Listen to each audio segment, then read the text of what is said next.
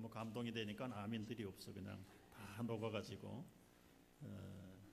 제가 좋게 얘기해서 그렇습니다. 아까 새 가족이 왔는데 이 교회는 어떻게 아멘이 없습니까? 그러더라고요.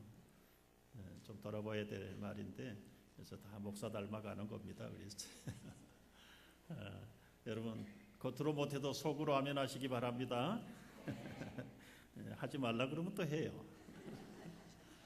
옆에 분들에게 한번 물어보세요. 태신자 잘 품고 계시죠? 대답은 그럼요.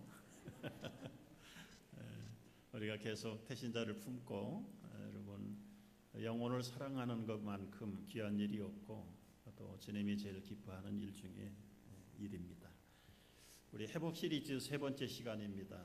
참 잘못한 일, 돌이킬 수 없는 일에 빠졌을 때도 우리는 포기할 사람들이 아니고 하나님께서 회복하시기를 원하시고 또 오늘은 서약을 지킬 수 없을 때, 약속을 지킬 수 없을 때 일어났던 그 아픔들과 그 갈등 속에서도 하나님은 우리를 엄히 꾸짖는 하나님이 아니라 회복되고 리커버되기를 원하시는 하나님의 손길이 기다리고 있음을 생각하면서 우리가 새로운 회복이 이 시간에도 충분히 일어나는 복된 시간이 되기를 축복합니다. 우리 미국의 티네이저들의 그 성적인 순결을 지키기 위해서 미국 교회가 앞장을 서가지고 여러 해 전부터 서약 순결이라는 것을 순결 서약이라는 캠페인을 벌였습니다. 이 하나님과 그리고 부모들 앞에 또 친구들 앞에 자신 앞에서 참 기도하고 하나님 우리가 성인이 될 때까지 이 깨끗하게 성적으로 순결을 지키기를 약속합니다. 그래서 기도하고 그 손에다가 이제 순결 서약 링을 끼워주고 어디를 가든지 이걸 보면서 참 몸을 마음을 정결하게 지켜야 되겠다. 그 캠페인이 벌어지고 나서 현저하게 티네이저들의 임신율이 격감을 했습니다. 시간이 몇 해가 지나면서 서서히 지켜지지 않고 그래서 전문 기관에서 3년 동안을 7학년부터 12학년 학생들 그 순결 서약에 참여했던 11,000명의 학생들을 조사했어요. 결과는 슬프게도 82%의 순결 서약에 참여했던 티네이저들이 지키지 못했다고 고백을 했습니다. 그래서 이 정부에서 1년에 1억 7,600만 불을 그 캠페인에다가 보조를 했었는데 이제는 보조할 의미가 없어졌다. 그래서 아마 재정적인 서포트도 끊었다는 슬픈 뉴스를 읽었습니다.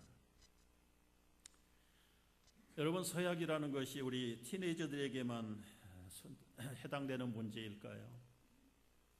우리 부모들은 어떻습니까? 성인들은 어떻습니까?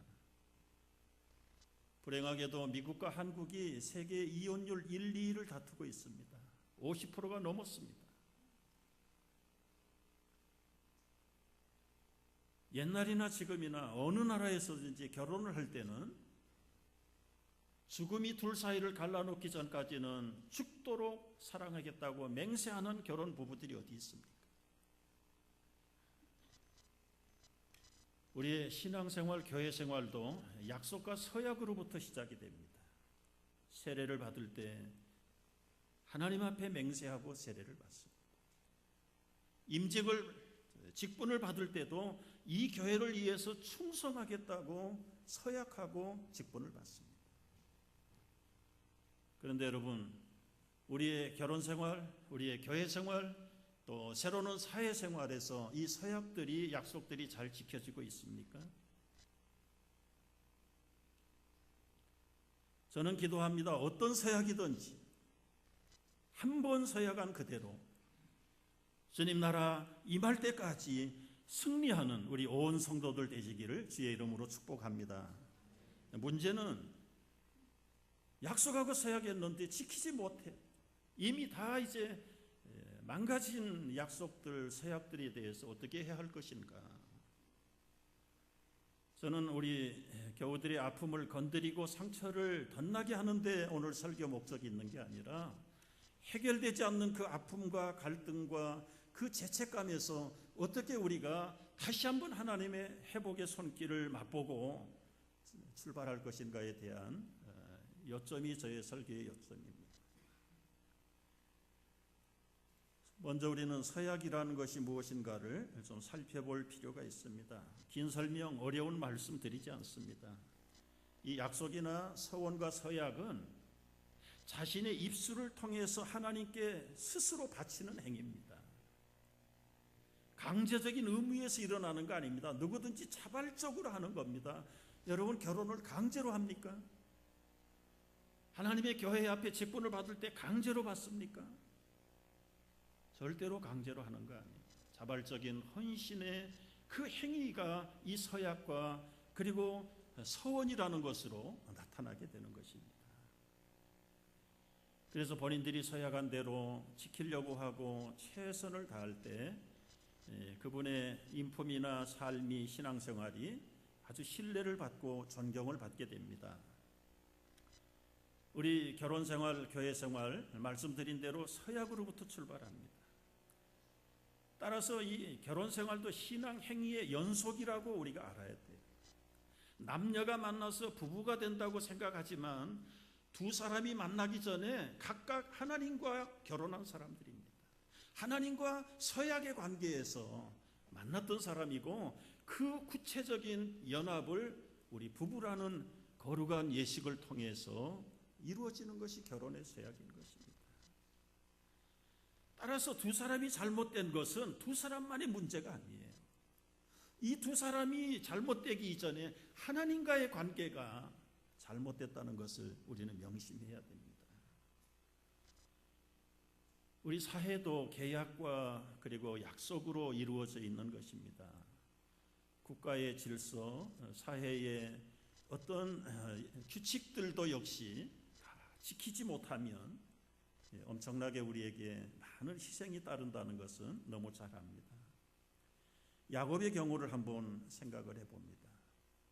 아버지와 형을 속이고 장자권을 빼앗았습니다. 훔쳤습니다. 그리고는 발각이 돼서 외갓집으로 도망을 갑니다. 마마보이 출신이에요. 단신으로 그 먼 나그네 길을 가다가 깜깜한 밤을 만납니다. 얼마나 무서웠겠어요. 엄마 치마폭을 떠나지 못하던 야곱이 혼자 그 무서운 공포의 밤을 광야에서 보내야 될 때 그는 죽는 줄 알았어요.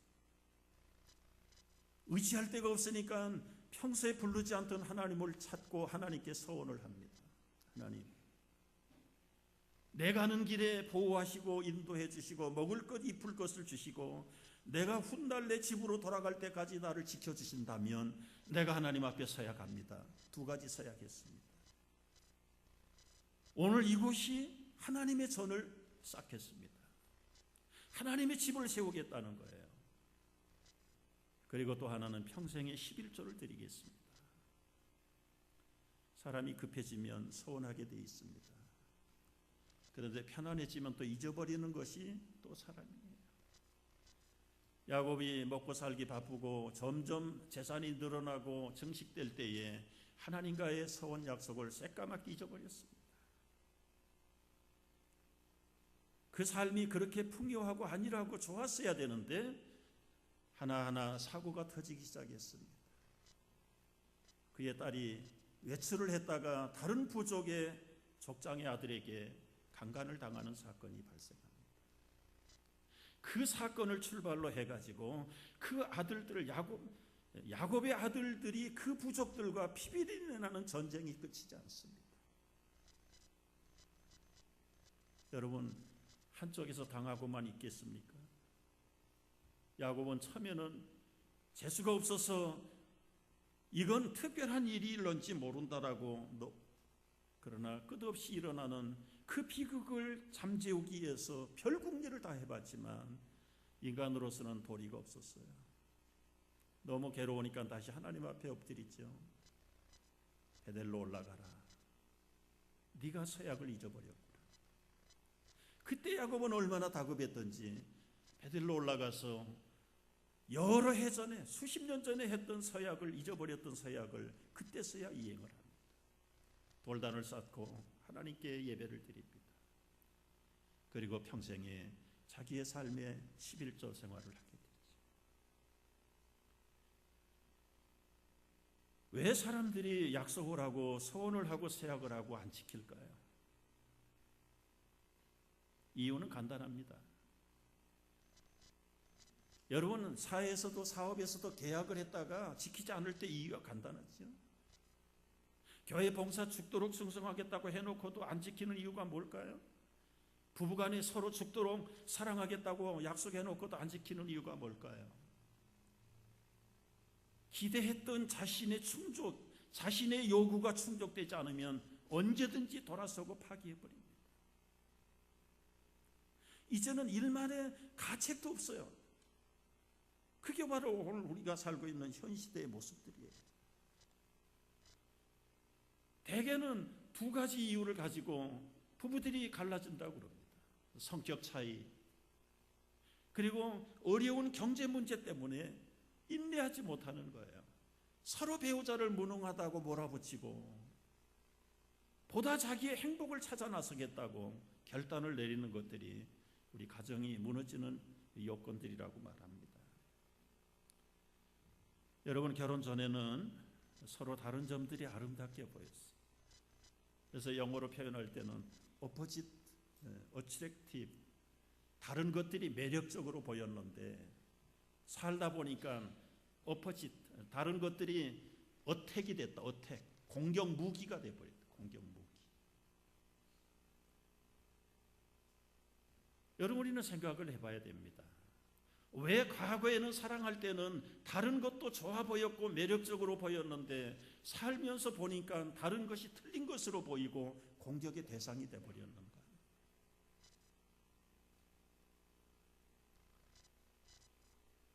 여러분, 성격이 다를 수 있어요. 그러나 제가 늘 강조해요. 다른 것과 틀린 것을 구별을 해야 합니다.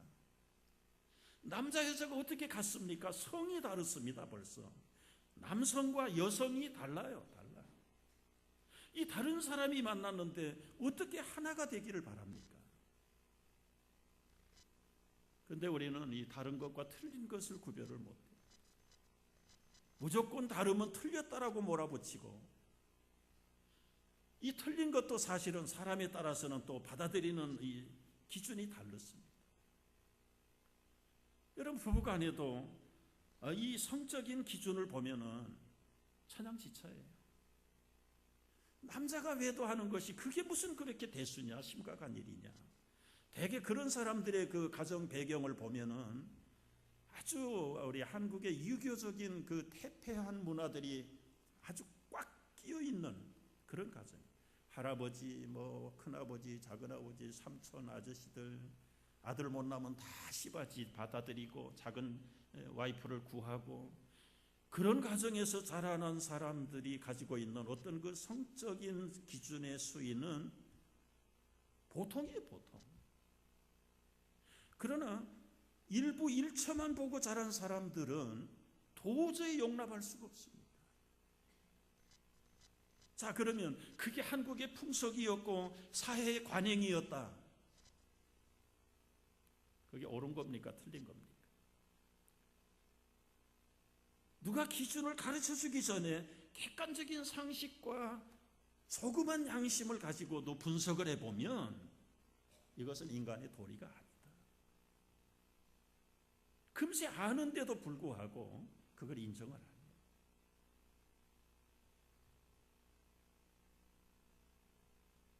우리가 잘 생각을 해야 될 것이 있습니다. 사람, 남자 그냥 그렇게 자유분방하게 사는 거, 그건 다 남자들 특징이다. 남자들은 그렇게 합리화시킬 수 있지만, 그럼 여자 쪽에서 보자. 한 번 외도하면 그냥 끝내버려야 되는 건가? 여러분, 한 번 잘못해서 끝낸다고 하면 이 땅에 살아남을 부부들이 몇 카풀이나 있을까요?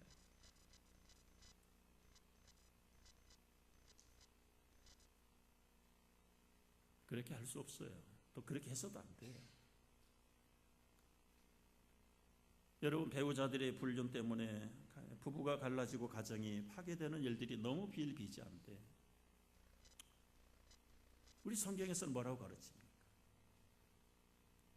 호세아를 통해서 우리에게 주시는 교훈이 있어요.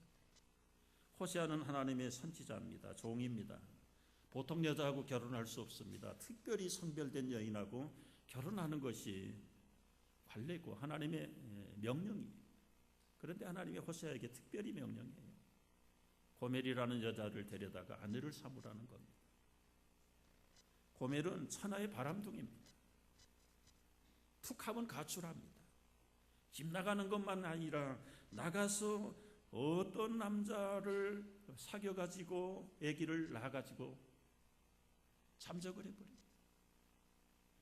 하나님은 호세아가 마음이 포기하는 걸 내다보시면서 너는 가서 그 고멜을 찾아라.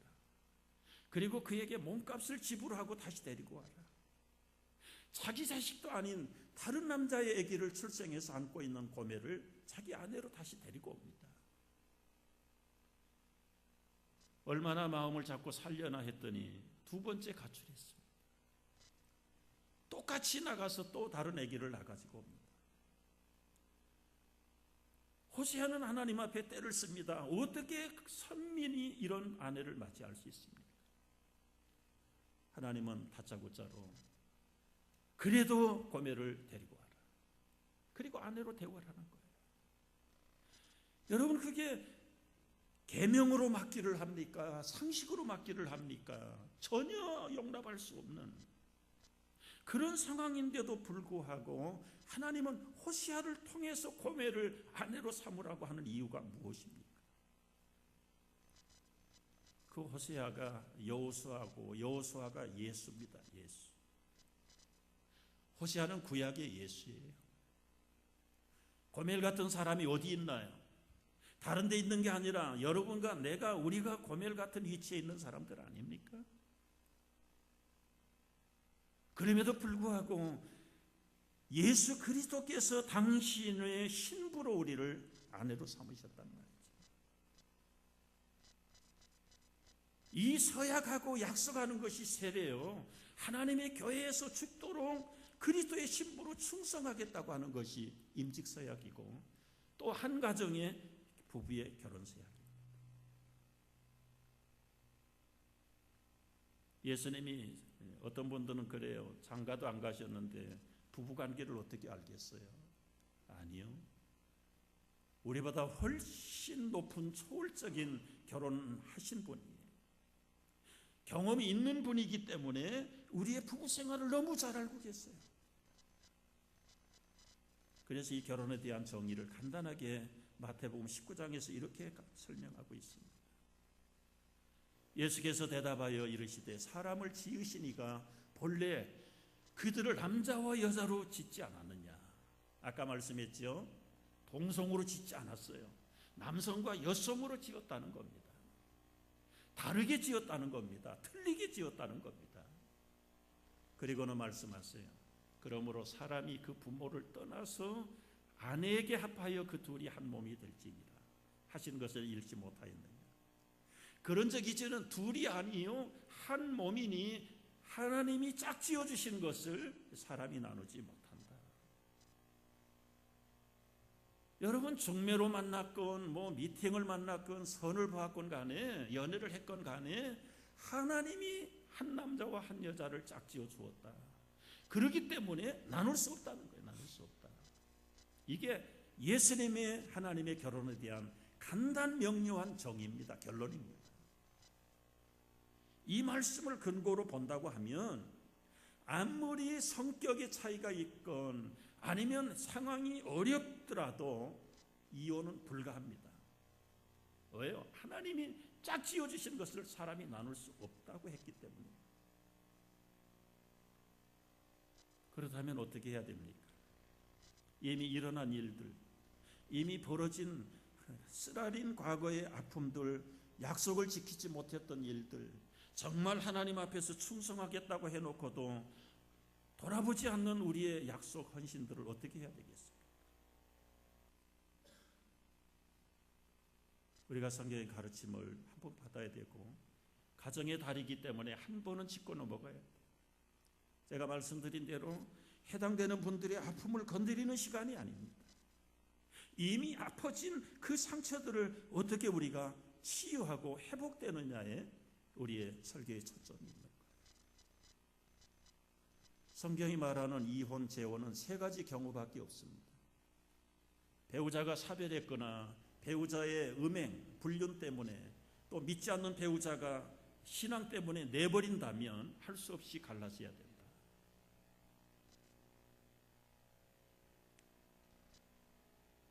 여러분, 이 세 가지 상황 밖에는 재혼을 허락하지 않았습니다. 나머지 어떤 사유로든지 갈라지는 걸 하나님이 원치 않습니다. 그냥 재혼할 바에는 혼자 살아라. 이게 성경의 전반적인 가르침입니다.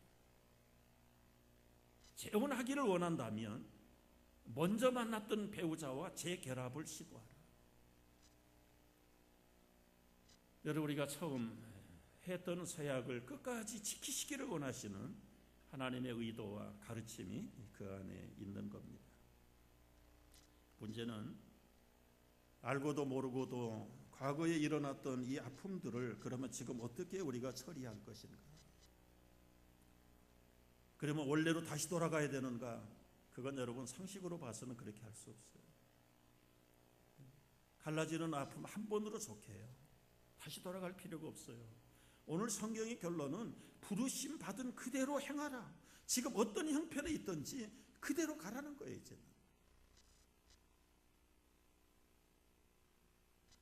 문제는 우리가 앞으로 어떻게 질병이나 이 행복한 교회 생활, 신앙 생활을 위해서 어떻게 해야 될 것인가?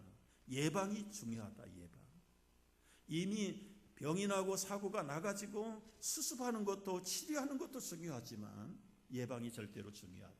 그런 면에서 두 가지로 예방과 치료에 대해서 말씀을 드리려고 합니다. 이 시카고에서 목회하는 어인 루처라고 하는 이 무디 기념교회의 담임 목사님으로 지금 봉사하는 분이 책을 한 권 쓰셨어요. 회복의 하나님을 붙들라. 여러분 한번 사서 읽어보면 도움이 될 겁니다. 제가 이번 회복 시리즈에 그분의 책을 많이 참고하고 있습니다. 이 행복한 신앙생활 또 교회생활, 우리의 부부 생활을 잘 이끌어가기 위해서는 예방이 필요한데 첫째 어드바이스는 이겁니다. 학대를 받는 부부들은 빨리 도움을 구하라. 여러분, 학대를 당하거나 학대를 받거나 우리 한국 부부들은 그야말로 골병이 들어가면서도 표를 내지 않는다고 그럽니다. 그게 부부를 사랑하는 게 아니에요.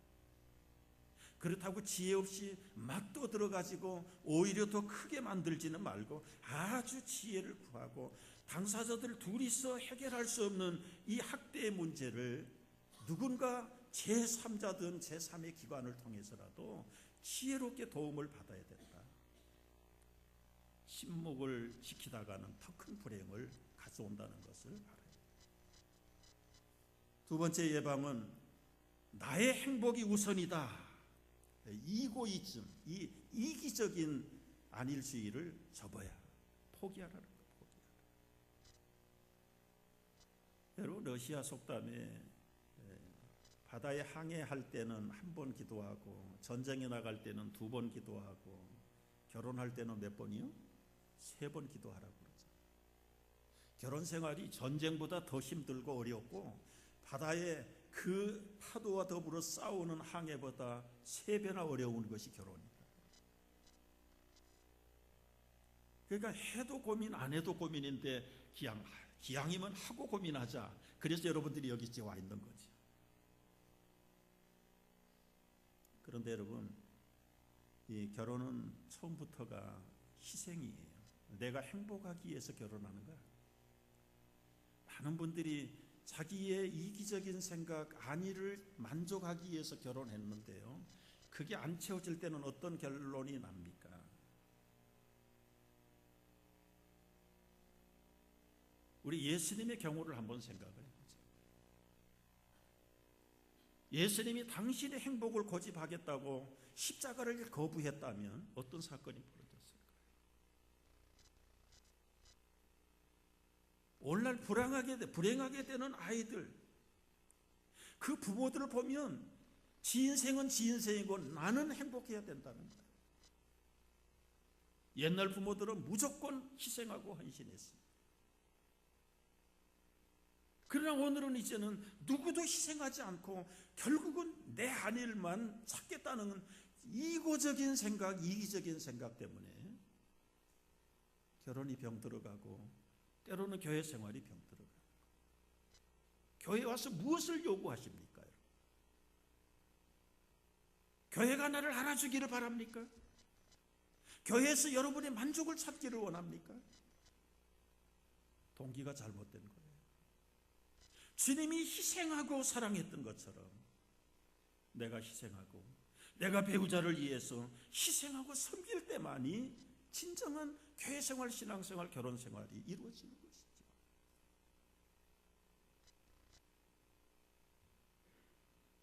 미국 국회 채플린이 피터 마샬이라는 목사님, 이분들은 상원의원, 하원의원들이 자기 교인들이에요. 국회에서 목회를 하시니까 그 엘리트 중에 엘리트를 앞에 놓고 하는 소리예요. 여러분, 행복할 권리가 여러분에게 없습니다. 적어도 미국의 지도자로 뽑힘을 받았다면 이 나라와 민족을 위해서 희생하고 섬기는 것이 우리의 권리고 의무지, 여러분 자신이 행복하기를 포기하십시오. 얼마나 뼈가 있는 말씀이세요. 여러분, 가정을 행복하게 세우는 것이 우리의 궁극적인 목적이긴 하지만 내 행복을 우선으로 채우다가 못 채워지면 파토내겠다는 그 심보는 하나님 나라에 맞지 않는 것이죠. 세 번째는 세상에는 이상형이 없다는 사실을 알라는 거죠. 완전한 교회가 어디 있습니까? 세상에 완전한 교회 찾으면 가지 마십시오. 왜요? 당신이 가는 그 순간에 그 교회는 불완전해지기 때문에 그렇습니다. 세상에 완전한 배우자가 어디 있어요? 없습니다, 여러분. 밤하늘에 참 밝게 떠오른 보름달을 보면 얼마나 신비하고 아름다워요. 그러나 여러분, 우리 눈에 비치는 그 보름달은 원사이드만 밝은 것이지 그 뒷부분은 다 흑암과 어둠밖에 없는 거예요.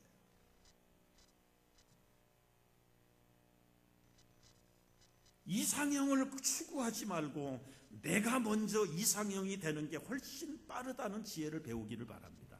아멘입니까? 바꿔보려고 하세요. 바꿔지는가?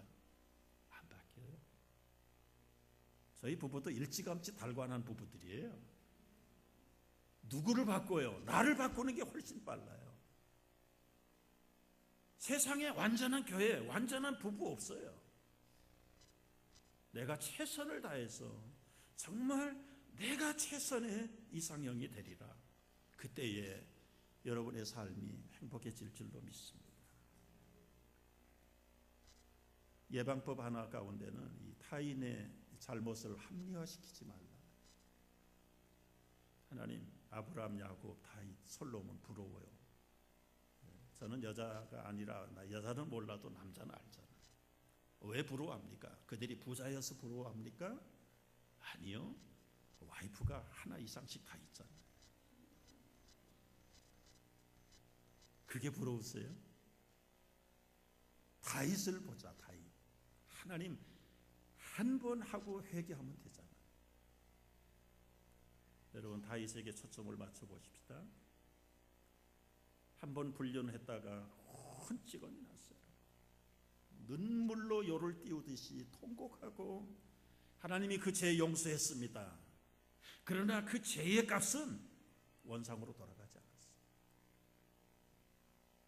자기 아들이 죽임을 당하고 자기 아들들 가운데 칼이 떠나지 않는 평생 그 비극을 죄값으로 받았어요. 아브람 부인이 많아서 좋았다고요? 그 가족들, 후손들은 지금까지도 원수가 되어 있잖아요. 야곱의 부인이 4사람이죠. 12아들 가운데 별일이 다 일어나요. 별일이 다. 그래도 여러분 부러워하시겠어요? 마귀들은 가끔 우리를 미혹해요. 한 번 하고 회개하면 되잖아요. 여러분 한 번이라는 게 있을 수 없어요. 교통사고 나가지고 차가 한 번 망가지면 원상복구가 됩니까? 리페어 가서 고친다고 해서 그대로 되는 거냐? 절대로 속지 마십시오. 이게 바로 우리의 행복한 교회 생활 그리고 행복한 부부 생활, 가정 생활의 예방법입니다. 나 아니면 안 된다. 내 행복을 찾아야 된다. 그리고 완전한 것을 추구한다. 아니요. 문제는 오늘 본론의 본론은 무엇입니까? 잘못된 아픔, 깨어진 약속들, 그걸 어떻게 슬기롭게 회복할 것인가?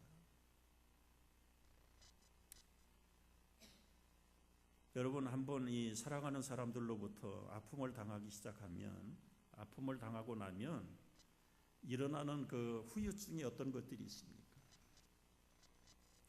실망, 분함, 복수, 안갚음, 그리고는 막 속에서 저주하고 싶은 거, 가서 그냥 확 불을 쳐대버릴까, 소리 없는 총으로 쏴버릴까. 뭐 며칠 전 뉴스 보니까 어느 주에서는 자기 부인에게 초산을 얼굴에다 뿌려가지고 그냥 엉망이 된 그런 경우도 있고. 여러분 한 번 당한 그 상실 그리고 아픔을 잘못 처리하면 엄청난 악순환의 후유증이 따라옵니다.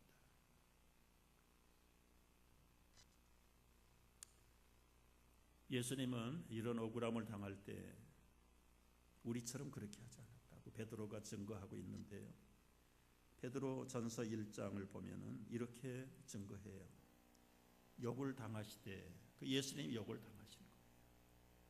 맞대어 욕하지 아니하시고, 고난을 당하시되 위협하지 않고, 오직 공의로 심판하시는 하나님에게 부탁합니다.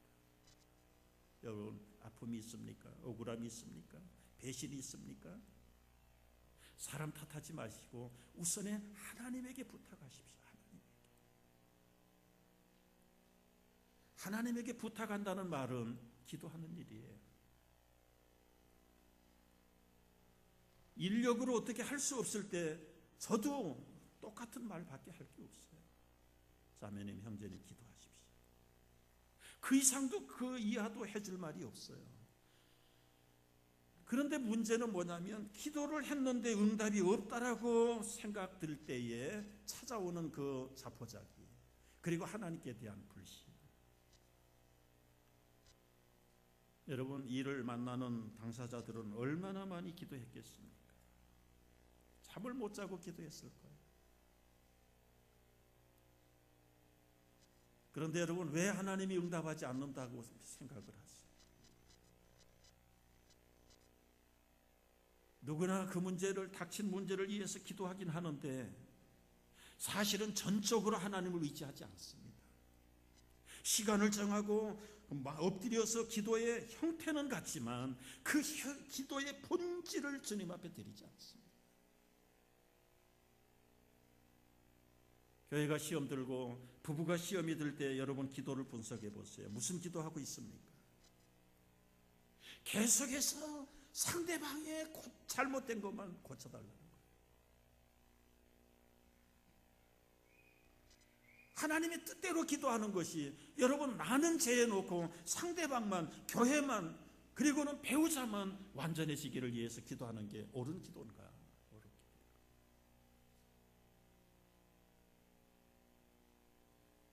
결혼생활, 바람직한 신앙생활은 기도하는 일로 끝내서 안 돼요. 진실로 기도했다면 내가 포기하지 못한 그것까지 내려놓게 될 때 진짜 기도가 되는 것이지. 그때 하나님의 응답이 임하는 줄을 믿으시기 바랍니다. 마음의 분함과 억울함과 그냥 복수하고 싶은 그 마음을 가지고 금식을 하면 뭐라고, 작정 기도를 한번 보래. 여러분, 참 해당되는 분들에게는 아픔이겠지만 우리를 한번 돌아보자고요. 두 번째 회복의 방법은 돌아보는 거예요. 누구를 돌아봐요? 자신을 돌아봐요.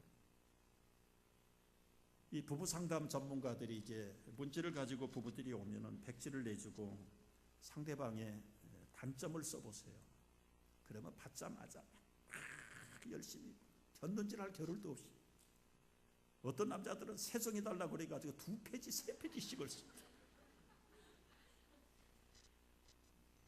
그리고는 끝난 다음에 또 세정의를 주고 이제는 자신의 단점을 써보세요. 그러면은 종이 받아놓고 눈만 멀뚱멀뚱하고 둘 다 있다는 거예요. 자기는 쓸 게 없다는 거예요. 여러분, 그게 우리들의 모습이에요. 상대방의 단점을 보는 데는 전문가가 됐어요. 그런데 내가 나를 보는 데는 이건 완전히 바람벽이에요.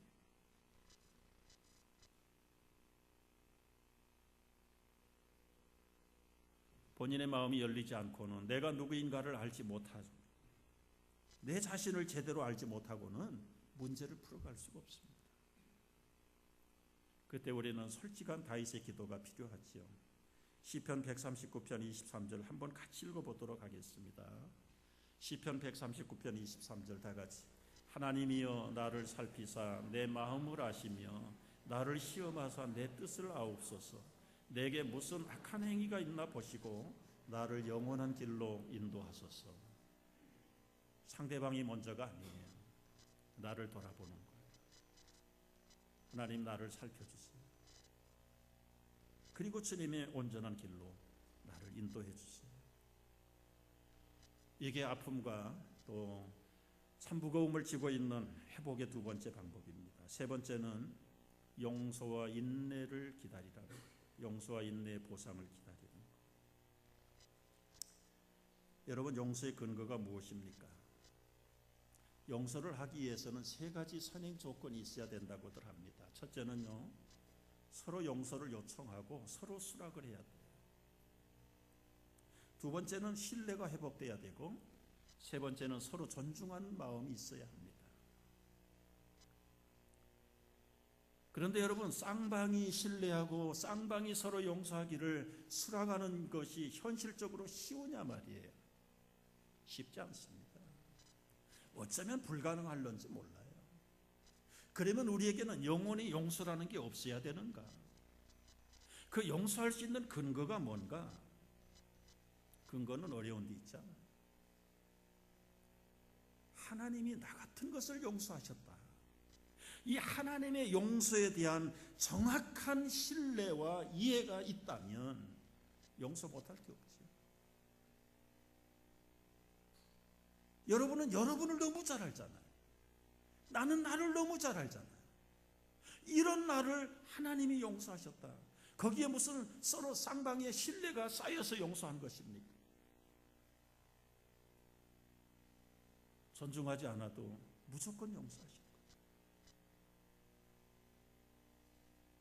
우리 아픔을 당한, 우리의 모든 행복을 잃어버린, 때로는 교회 생활, 때로는 부부 생활, 사회 생활 마찬가지. 상대방의 용서를 기다릴 필요가 없어요. 내가 용서해버리는 거예요. 그러면 얼마나 자유할 수 있는지 몰라요. 부부간에 서로 용서가 됐다면 한 가지 조심해야 될 거 있어요. 이제 지난 날은 오늘로서 완전히 끝내버리는 거예요. 또 살다가 속이 상하면 다시 원점으로 돌아가지. 그 친정 얘기로부터 시작을 해서 시댁 얘기까지 돌아가면 두 번째는 이제는 구제불능입니다. 처음 싸웠을 때 희망이 보이지만 2차전, 3차전에 들어가면 이건 회복불능이에요. 그러니까 완전히 잊어버리는 거예요. 하나님은 우리를 용서하실 때 비상무기로 쓰시지 않았어요. 동해서에서 먼 것처럼 내 등 뒤로 던져버렸다.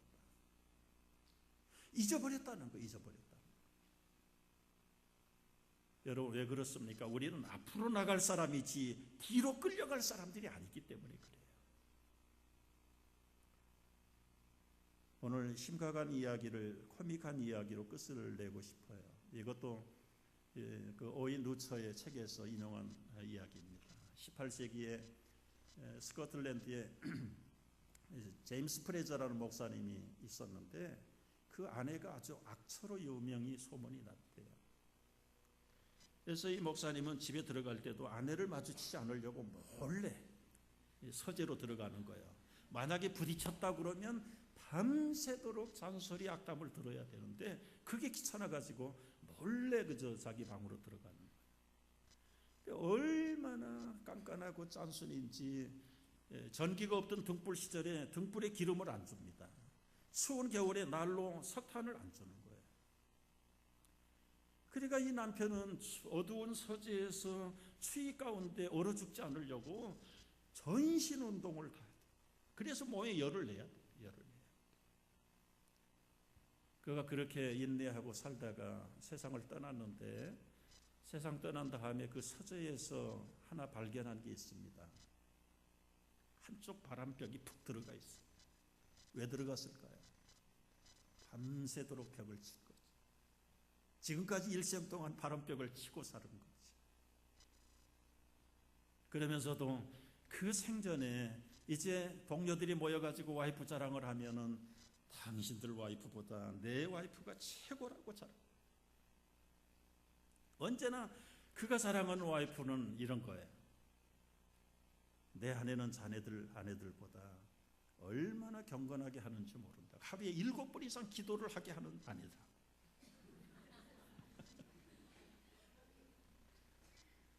그런 아내 아무나 되는 거 아니라. 여러분, 무난하고 평탄한 결혼 생활이지만 어떤 이들에게는 엄청난 고통, 엄청난 인내 필요합니다. 교회 생활도 마찬가지입니다, 여러분. 교회가요, 완전한 교회 없어요. 자기가 완전하면 완전한 교회 되는 거예요. 고통이 필요해요. 여러분, 남자 여자가 다른 사람이 모여가지고도 힘드는데 500명 1000명이 모여있는 교회들이 별의별 사람들이 다 모여왔어요. 누구 말을 들어야 됩니까? 어떻게 해야 완전한 교회 신앙생활을 할 수 있습니까? 오늘 전도서에서는 결론을 이렇게 내렸습니다. 더 이상 우리의 어리석음을 탓하지 말라. 결론은 꿈을 버리라고 그랬어요. 꿈이 많으면 말도 많고 말이 많으면 슬픈 결과를 가져와요. 때로는 해롭고 힘들지라도 서운한 것이 있다면 지켜라. 차라리 못 지킬 바에는 결혼을 하지 말든지 서운을 하지 말든지 했다면 해로울지라도 지키라. 우리를 힘들게 하는 말일까요? 이것이 우리가 사는 길이고 이것이 승리하고 행복의 샷컷이기 때문에 그렇습니다. 여러분, 우리의 인생이 만만치 않아요. 오늘 주신 말씀들을 깊이 새기고 하나님 앞에 전적으로 내려놓고 하나님, 나 약합니다. 도와주세요. 내가 전적으로 주님을 따릅니다. 결단하고 승리하는 우리 모두가 되기를 주의 이름으로 축복합니다. 기도하겠습니다.